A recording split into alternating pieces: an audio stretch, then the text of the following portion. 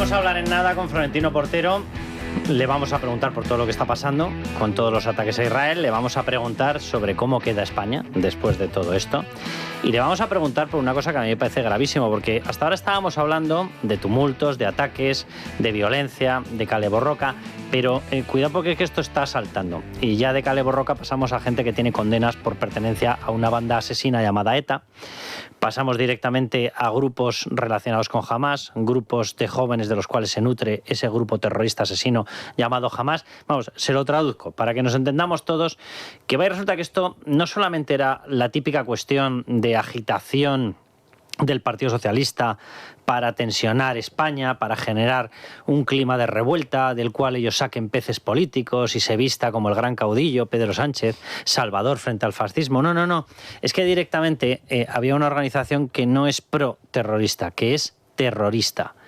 Y claro, cuando resulta que la policía da indicaciones sobre eso y la policía sale en todos los medios a decir había gente identificada como Kale Borroka, que es una organización terrorista, había gente identificada como ligados a grupos de Hamás, y resulta que el gobierno decide mantener 1.500 agentes, que son los mismos, literalmente, que cualquier fin de semana, con partidos de la Liga en Madrid, dices, perdón, vamos a ver, esto ya no es mera agitación. No, estamos hablando de connivencia con terroristas. Entonces, cuidado porque esto salta de escala. Claro, yo ya sé que estamos acostumbrados a decir que Pedro Sánchez es capaz de cualquier cosa. Creo que nos está escuchando ya. Florentino Portero, muy buenas noches. Muy buenas noches, don Carlos. Estaba haciendo una descripción de lo que estamos descubriendo por fuentes policiales. El Ministerio de Interior ha salido a desmentirlo todo. A este paso desmentirá que había Vuelta Ciclista a España, desmentirá que hubo ataques y desmentirá que había un equipo judío. Por lo visto debían ser todo, según ellos, todos los que estaban allí, seres de luz, y por lo visto cuando lanzaban vallas lanzaban rosas. Pero claro, yo, sinceramente, Florentino, es que me fío y me creo muchísimo más la información que está dando la policía que la del Ministerio de Interior. Y me preocupa muchísimo que en esta connivencia violenta el gobierno haya saltado ya a ocultar, por ejemplo, presencias de grupos que no son pro-terroristas, que son terroristas. Florentino. Sí, claro, yo te oigo regular, pero te he entendido. Me sigo totalmente de acuerdo, pero no estamos ante un suceso descontrolado, estamos ante una operación orquestada por el gobierno. En primer lugar, ¿Me oyes bien, perdón? Te oigo bien, te oímos bien. Sí, es que yo me escucho a su vez, perdón. Decía que estamos ante una operación que está orquestada por el gobierno, tanto por problemas de política internacional, están tapando sus vergüenzas, sus miserias, por los muchos casos que están en estos momentos ante los tribunales, y en segundo lugar porque quieren, en el marco de su política internacional, convertirse en el líder, en el adalid de la causa anti-israelí.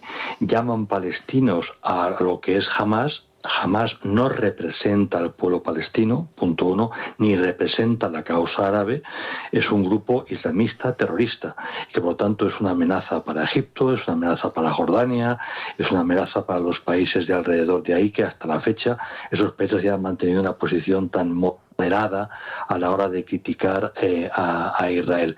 Por distintas razones, hoy al presidente de gobierno le interesa avanzar hacia el lado izquierdo de la política española, quiere comerse a Podemos y a Sumar, quiere polarizar la situación, quiere radicalizar el ambiente, porque es la forma de movilizar al sector más a la izquierda que tiende a la abstención, y toda polarización supone hacer el juego a Vox, y hacer el juego a Vox es enormemente interesante en estos momentos para el Partido Socialista, como ya vimos en las anteriores elecciones generales. Claro, aunque con esto Florentino lleve a España a una situación de tensión insoportable y nos meta de hocicoz en el Grupo de Puebla, que es esa cosa espantosa y horrenda que les encanta a los del Partido Socialista, de hecho son miembros fundadores, y que resulta que se dedica simplemente pues a impulsar un eje, que es el eje Moscú, Pekín, Teherán, Caracas, y yo casi metería La Habana.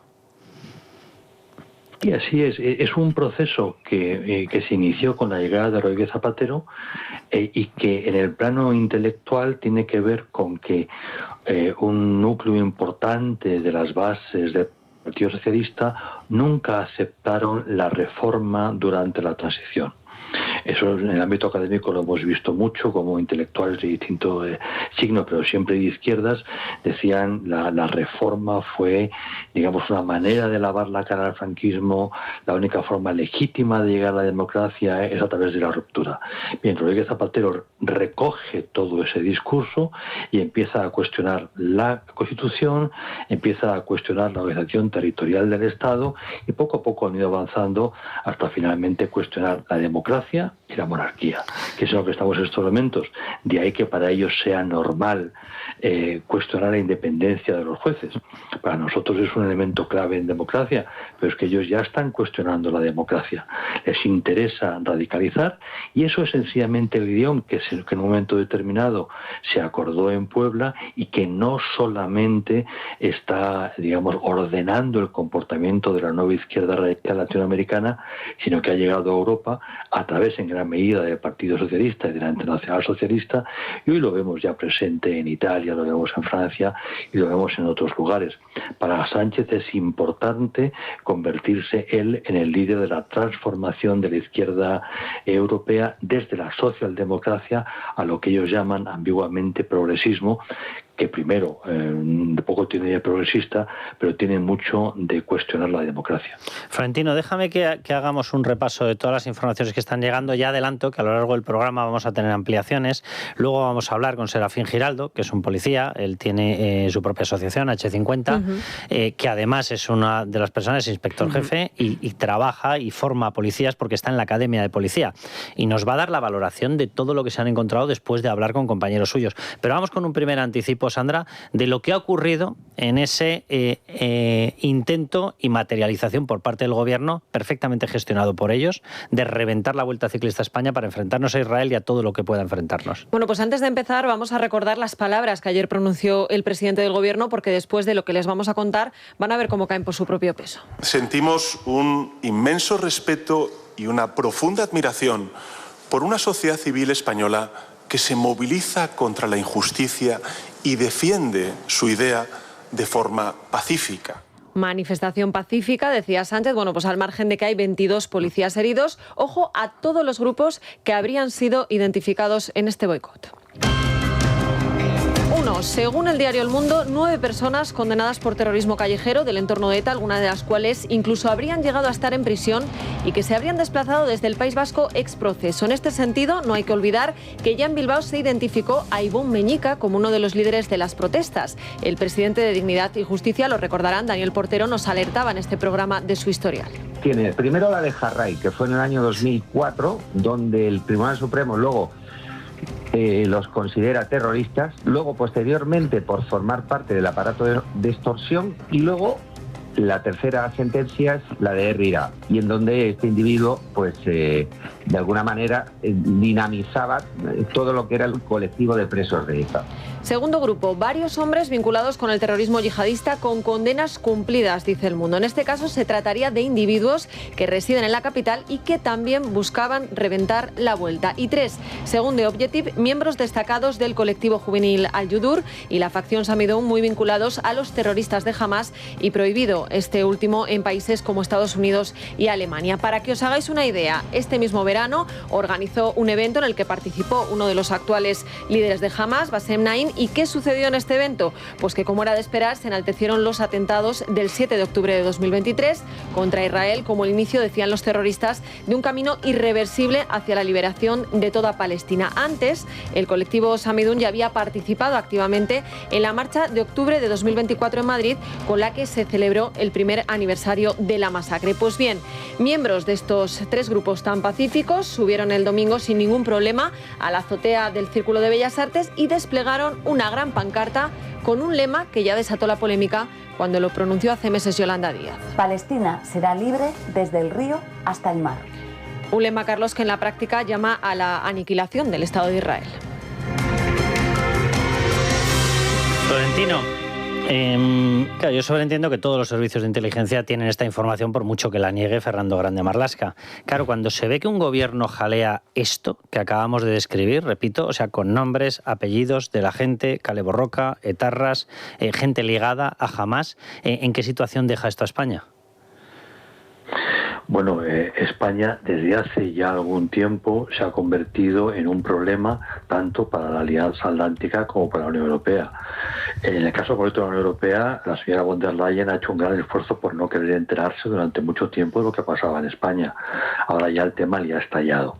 Evidentemente hay muchísima preocupación. Es obvio que la campaña militar que está llevando Israel en estos momentos en la Franja de Gaza genera debate dentro de Israel, genera debate en la Knesset, en el Parlamento y en las Fuerzas Armadas, y también genera debate en las cancillerías europeas y norteamericanas, como es normal. Pero eso es algo muy distinto a de pronto sumarse a la posición de hecho de Hamás, jugar a favor de Hamás en un conflicto como este. Eso evidentemente pues despierta una enorme preocupación y bueno, hay una cierta confianza en otros países en que pronto llega una campaña electoral en España y esta etapa se supere.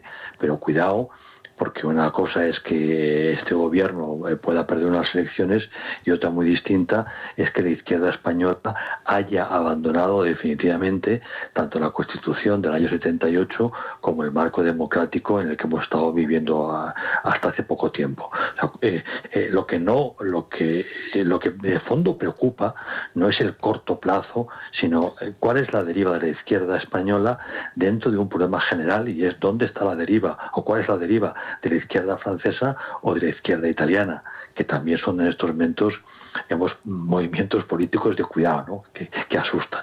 La democracia hoy está ya en cuestión en Europa y este es un tema enormemente delicado.